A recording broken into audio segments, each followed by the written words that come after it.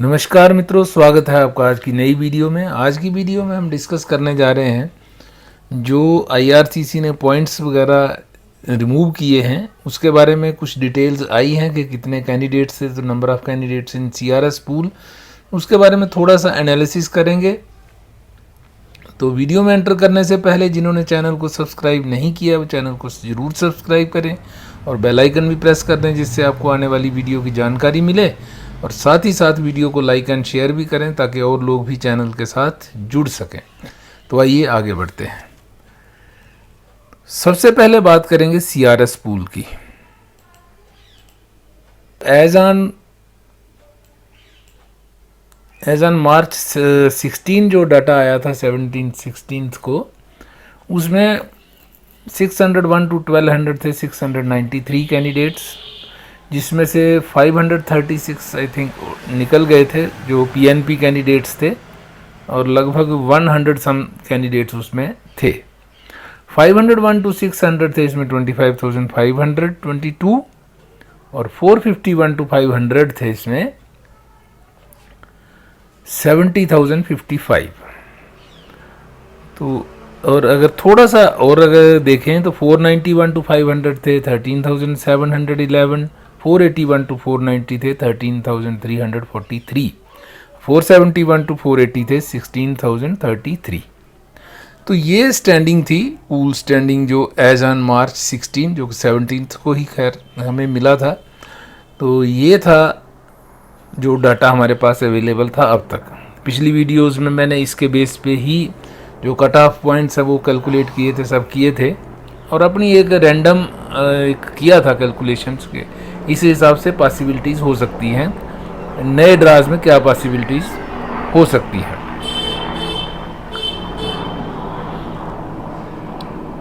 अब क्योंकि एक नई डेवलपमेंट आई है, जो बुकू अक्योल हैं, आरसीआईसी कंसल्टेंट हैं, रेगुलेटेड कैनेडियन इमिग्रेशन कंसल्टेंट हैं। तो इन्होंने जो अप्लाई किया था डाटा के लिए, तो इनके पास जो डाटा आया है आईआरसीसी की तरफ से जो अपलोड किया गया है, वो डाटा मैं आपके साथ शेयर कर रहा हूँ। ये इसकी डिटेल्स हैं, ये लिंक्डइन पे इन्होंने शेयर किया है। तो आइए इस डाटा को हम देखते हैं, फर्दर एनालाइज करते हैं कि इस डाटा के बेस पे ही क्या है कि इसमें country of citizenship, arranged employment points 50 points हैं, 200 पॉइंट्स हैं, और ये पूरा डाटा इन्होंने दे रखा है। तो इस लिस्ट में इंडिया टॉप कर रहा है। इंडियन कैंडिडेट्स जो इसमें हैं 22,815 हैं, और ये जिनके 50 पॉइंट्स हैं, और 200 पॉइंट्स वाले हैं 465, और टोटल है 23,280 कैंडिडेट्स जिन्होंने के अरेंज्ड एम्प्लॉयमेंट ऑफर के पॉइंट्स जो हैं वो अवेल किए हैं। उसके बाद सेकंड नंबर पे है फिलीपींस, जिसका 3,340 है, और चाइना थर्ड नंबर पे है 1,300 कैंडिडेट्स। उसके बाद फिर आगे थोड़े थोड़े कैंडिडेट्स हैं 600। ये बड़ी लंबी चौड़ी लिस्ट है, तो ज़्यादा लिस्ट के ऊपर ध्यान ना देते हुए हम इंडिया के ऊपर ही ज़्यादा फोकस करते हैं। तो 22,000 23,000 कैंडिडेट्स ही इस पूल में हैं, और इंक्लूड अगर इसको भी करें तो मोर देन 23,280, एक राउंड फिगर में डाटा अगर कहें तो 23,300 के करीब कैंडिडेट्स इसमें हैं जो कि इंडिया से हैं। तो इसका मतलब ये हुआ कि इंडियंस ने ज़्यादा जॉब ऑफर्स अवेल की हैं, ज़्यादा लोग वहाँ पे जॉब कर रहे थे, ज़्यादा एम्प्लॉयमेंट में थे, और ज़्यादा लोग इस पूल में थे। पूल के जो विद जॉब ऑफर्स और विद LMIA पॉइंट्स, 50 पॉइंट्स वाले ज़्यादा हैं, 200 पॉइंट्स वाले बहुत थोड़े से हैं। तो ये आपने देख लिया। अब आगे बात करते हैं। अब अगला एनालिसिस ये है कि number of candidates in express entry pool who have met the express entry criteria.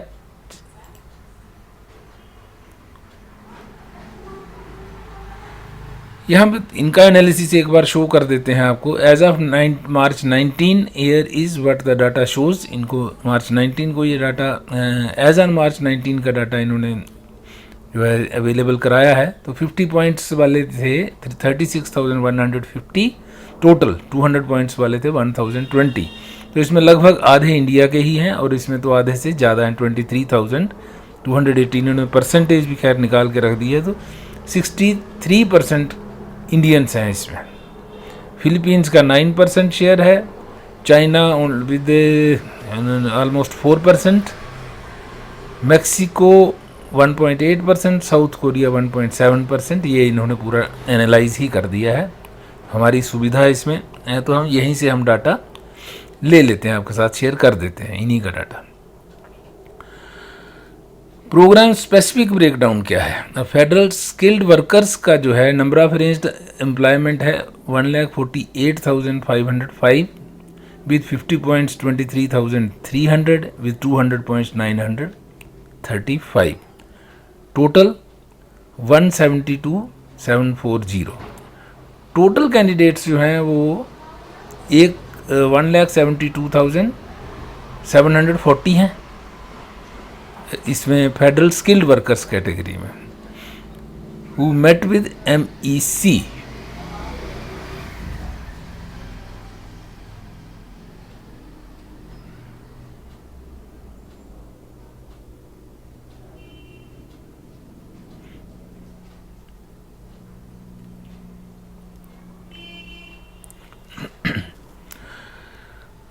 तो टोटल कैंडिडेट्स हैं 1,72,740 और उसमें से नंबर ऑफ अरेंज्ड एम्प्लॉयमेंट वाले हैं फेडरल स्किल्ड वर्कर्स में 1,72,740 कैंडिडेट्स हैं पूल, जो उनका IRCC के पास एप्लीकेशन है। उसमें अरेंज्ड एम्प्लॉयमेंट वाले हैं 1,48,505 और इसमें से भी जो एलिजिबल थे 50 पॉइंट्स के लिए 23,300 थे और विद 200 पॉइंट्स हैं 935। तो ये एक अलग एक हो गई डिटेल, कैटेगरी वाइज है। अब कैनेडियन एक्सपीरियंस क्लास में कितने कैंडिडेट्स हैं? नंबर ऑफ अरेंज्ड एम्प्लॉयमेंट जिनके पास है 1,20,220 विद 50 पॉइंट्स जिनको मिले हैं, जिनके पॉइंट्स जिनको दिए गए हैं 33,400 with 200 points and 290 candidates. Total 1,53,910। अब ये कंसिडर करें कि ये अलग अलग पूल्स हैं, फेडरल स्किल्ड वर्कर का अलग है, CEC का इसमें अलग आएगा, तो जो टोटल ऊपर दिया गया है वो डिफ़र करेगा ही करेगा, तो उसके टेक्निकलिटीज़ में हम नहीं जाएंगे। इसी तरह फेडरल स्किल्ड ट्रेड्स, क्योंकि सारे एक्सप्रेस एंट्री पूल में नहीं होंगे, जब कुछ होगा कहानी, तो क्योंकि ये मैच नहीं करेगा डाटा, इसलिए हम इसमें ज़्यादा टेक्निकलिटीज़ में नहीं जाएंगे। तो नो अरेंज्ड एम्प्लॉयमेंट जो है फेडरल स्किल ट्रेड्स में जो candidates with no arranged employment है 445 विद 50 पॉइंट्स हैं 6,720 कैंडिडेट्स और टोटल हैं इनके पास 7,165 फेडरल स्किल ट्रेड्स के जो कैंडिडेट्स हैं। अच्छा, उसके बाद many candidates are eligible under the multiple program so totals are not mutually exclusive. तो ये बात आ गई वही कि कोई कैंडिडेट जो है वो फेडरल स्किल ट्रेड में भी है या स्किल्ड कैटेगरी वर्कर में भी है और वो CEC में भी हो सकता है, वो PNP में भी हो सकता है, तो म्यूचुअली एक्सक्लूसिव नहीं हो सकता, मतलब ओवरलैपिंग है। तो इसीलिए जो मैं कह रहा था बात के ये टेक्निकल उसमें ना जाते हुए ये एक डाटा इन्होंने दिया है, तो इसलिए ये सब आपको फिगर्स जो हैं वो डिफरेंट दिखाई देंगे, क्योंकि एक कैंडिडेट 3 जगह भी हो सकता है, 3 पूल्स 3 कैटेगरीज में भी आ सकता है, तो इसलिए ये सब चेंजेस हैं इसमें।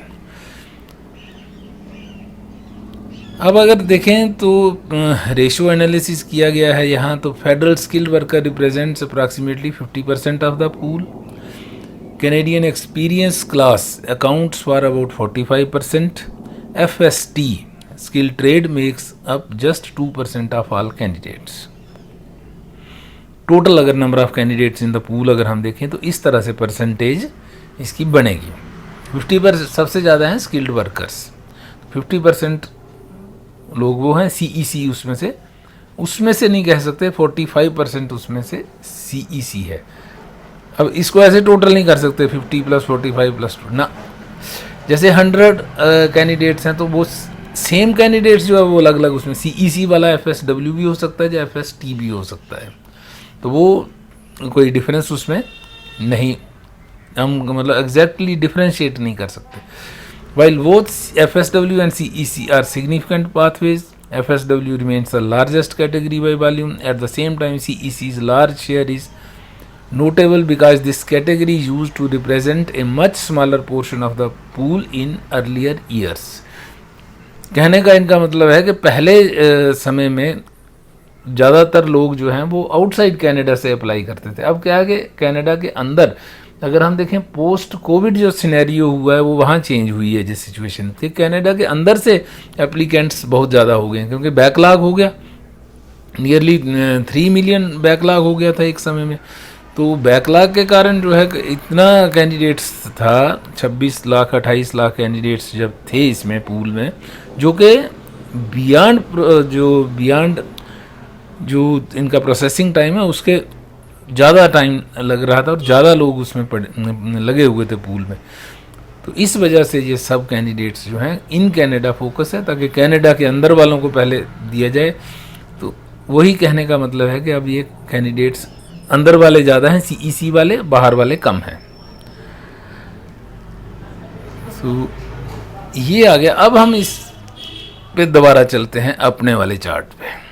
नंबर ऑफ़ कैंडिडेट्स हैं 700. इसको तो हम छोड़ देते हैं. 600 ये PNP कैंडिडेट्स होते हैं मोस्टली, ये PNP के थ्रू निकल जाते हैं, तो इसलिए इसको हम ज़्यादा टच नहीं करें. हमारे लिए जो मेन फोकस रहेगा वो इस पे 501 to 600 और 451 to 500 इस पे हम ज़्यादा देखेंगे. तो यहाँ 25,000 था, 522, तो इसमें और इंक्रीज़ तो अब हुई नहीं क्योंकि वो पॉइंट्स ही इन्होंने बंद कर दिए.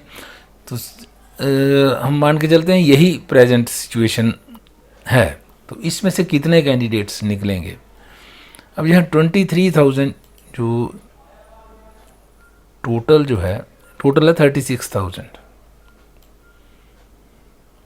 36,150 ये हो गया और 37,170 ये हो गया. अब एक बार फिर से उसी पे चलते हैं. 37,000 ही अगर मान के चलें तो 200 पॉइंट्स वाले तो थोड़े कैंडिडेट हैं, लगभग 1,000. तो 1,000 जो हैं अगर हम मान के चलें कि इसके टॉप पे ही होंगे, तो ये 1,000 अगर हम यहाँ से निकाल देते हैं, हमारे पास 25,000 है तो बड़ा एक नॉमिनल सा फिगर है. तो यहाँ से अगर हम 1,000 निकाल देंगे तो ये कितना होगा? 24,000.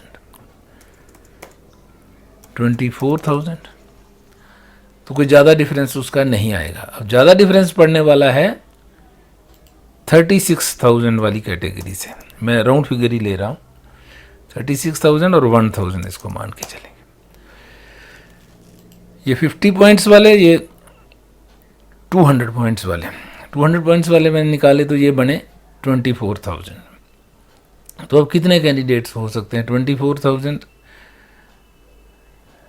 में से 36,000 हमारे पास टोटल कैंडिडेट्स हैं पॉइंट्स वाले जिन्होंने 50 पॉइंट्स अवेल किए हैं.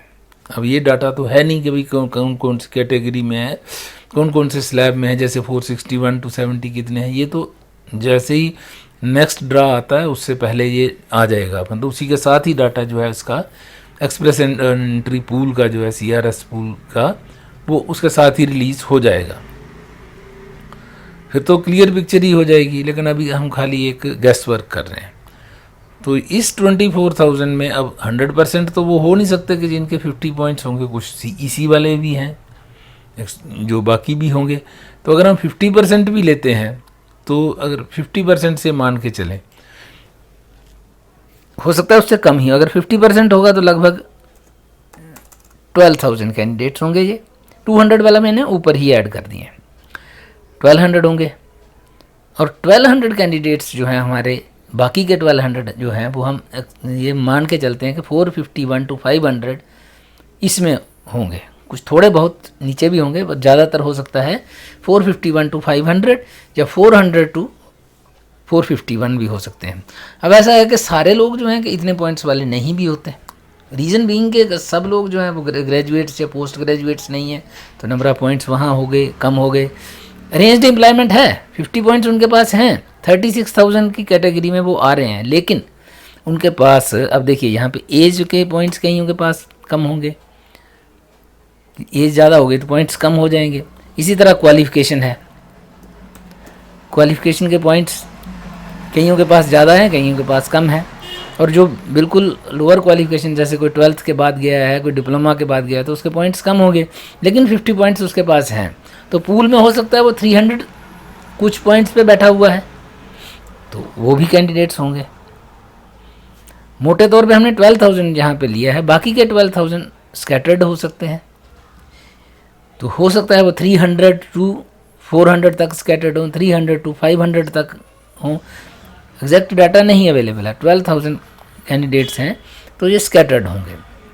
तो इसकी जो कैलकुलेशन है वो हो सकता है 1,000 यहाँ पे आए, 2,000 यहाँ पे आए, 3,000 यहाँ आए, 5,000 यहाँ आए। तो इस तरह से करते करते 12,000 बनेगा। और नीचे नीचे के लेवल में हो सकता है बहुत कम नेग्लिजिबल सा अमाउंट रह जाए, नंबर जो है वो रह जाएगा।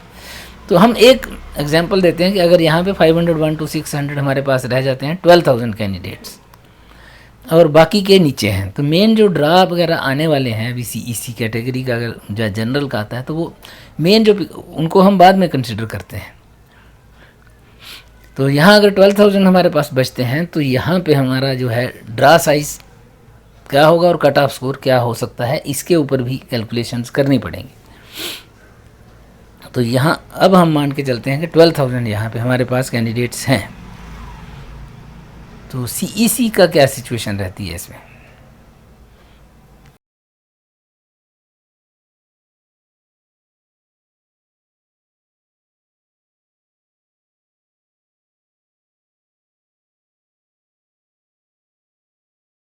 अब CEC में देखेंगे अगर हम, तो नंबर ऑफ अरेंज्ड एम्प्लॉयमेंट वाले टोटल जो CEC कैटेगरी में कैंडिडेट्स हैं 1,22,20,000 है।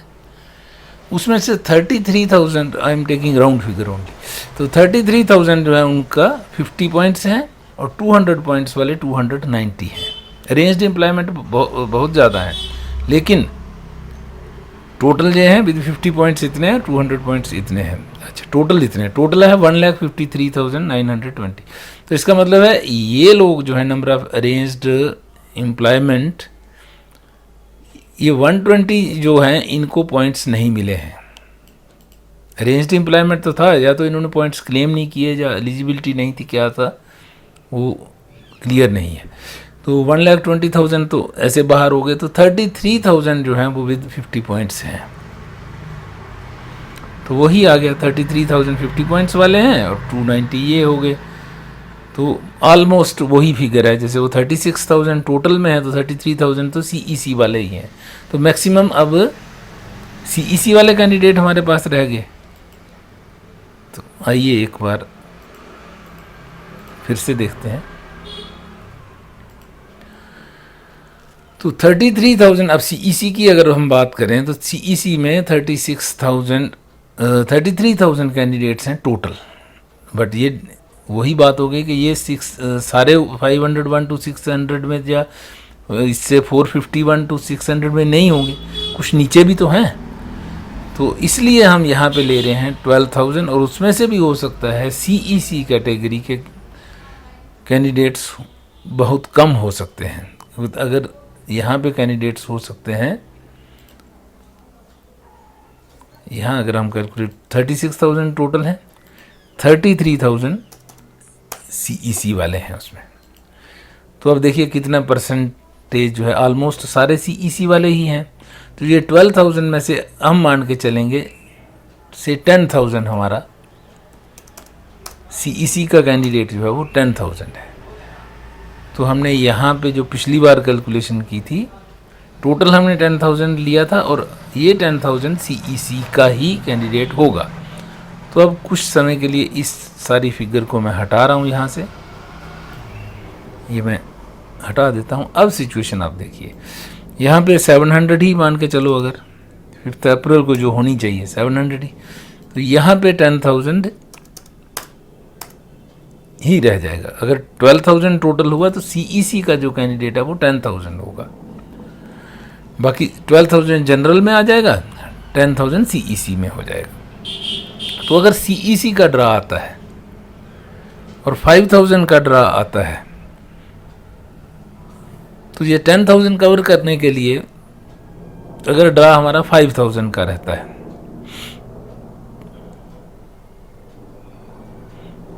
ये यहाँ आ जाते हैं, यहाँ हमारे पास 10,000 है और हम मान के चल रहे हैं कि CEC का ही कैंडिडेट है जी।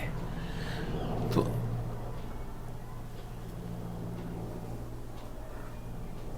अब अगर हमारा जो, अगर ये 10,000 इन्होंने कवर करना होगा, 12,000 मतलब 500 कट ऑफ स्कोर हमारा रहे जनरल में अगर, तो 12,000 कैंडिडेट्स निकलने चाहिए, तो 6-6 हज़ार के 2 ड्राज आएंगे तो 500 पॉइंट्स पे जाएगा। समझ गया आप बात। यहाँ अगर हमारे पास 12,000 कैंडिडेट्स होंगे, यहाँ पे आ जाते हैं 501 to 600, यहाँ हमारे पास 12,000 कैंडिडेट्स हैं और 12,000 तो जनरल में आएंगे ही, और जनरल के ये सारे कैंडिडेट्स अगर 500 पे हमने लाना है कट ऑफ स्कोर को, तो 12,000 कैंडिडेट्स को निकालना पड़ेगा, ITA इशू करनी पड़ेगी। तो यहाँ पे 6,000 ईच के 2 ड्रास आएंगे, 12,000 का एक आ जाए तो भी हो जाएगा। एक मोटे तौर पे कह रहा हूँ कि 6,000 के 2 ड्राज में इसको किया जा सकता है, 500 तक आ सकता है। अब ये डिपेंड करेगा ड्रा साइज वगैरह सब क्या प्लानिंग IRCC करती है। तो ये जनरल कैटेगरी की बात हो गई। अब CEC की बात करते हैं। CEC में हमारे पास कैंडिडेट्स फॉर एग्जांपल 10,000 हमारे पास ऊपर हैं, ये 33,000 टोटल हैं और हम कह रहे हैं कि 10,000 है CEC वाले। तो 10,000 करने के लिए 5,000 के 5,000 ईच के 2 ड्राज आएंगे तो 500 कट ऑफ स्कोर होगा। तो 2 ड्राज अगर कंसिक्यूटिवली 2 आ जाते हैं 5,000 ईच के, जो कि नेक्स्ट वीक भी हो सकते हैं, नेक्स्ट टू नेक्स्ट वीक भी हो सकते हैं, तो भी कट ऑफ स्कोर हमारा CEC कैटेगरी में 500 हो जाएगा। इसी तरह बाकी कैटेगरीज का तो खैर डाटा अभी है नहीं, तो बाकी कैटेगरीज के ऊपर ज़्यादा फोकस अभी हम नहीं करेंगे। PNP का तो चलो जितना भी होगा, अगर 700 यहाँ होंगे तो वो उसमें ऑलमोस्ट सारे PNP वाले वो ले लेते हैं एट ए टाइम, तो निकल जाएंगे। PNP को तो अभी हम टच नहीं करते। मेन ये 2 कैटेगरीज हैं, CEC और जनरल का। अब चाहे इसका ड्रा आता है चाहे इसका आता है, तो ड्राज बड़े होने चाहिए, तभी जो है ये कट ऑफ स्कोर हमारा 500 या उससे नीचे जाएगा। तो ये जो डाटा अभी मिला है, हालांकि पूरा डाटा अवेलेबल नहीं है, CRS पूल की पूरी स्टैंडिंग तो नहीं मिली, लेकिन जो डाटा हमें अवेलेबल हुआ उसके बेस पे हमने थोड़ी सी कैलकुलेशन निकाली है कि क्या सिचुएशन हो सकती है। और ये ऑलमोस्ट सेम ही है जो हम पहले कह रहे थे कि जैसे 5,000 का ड्रा आएगा तो 510 तक चला जाएगा, 4,000 का आएगा तो 15 तक चला जाएगा, और जैसे ही ये मतलब 2 ड्राज आए तो ये 500 पे आ जाएगा। ऑटोमेटिक बात है, वो तो सिंपल सी बात है। इसी तरह जनरल का है, 7,000 का अगर आता है तो 510 तक जाएगा, और 12,000 अगर निकलेंगे 2 ड्राज इकट्ठे आ गए तो ये 500 तक आ जाएगा। तो ये है सिचुएशन के 500 कब तक आ सकता है। एटलीस्ट अगर 2 ड्राज लगेंगे तो 500 तक हमारा कट ऑफ स्कोर पहुंच सकता है। तो आज की वीडियो इस जो अवेलेबल डाटा है उसके साथ हमने बनाने की कोशिश की है।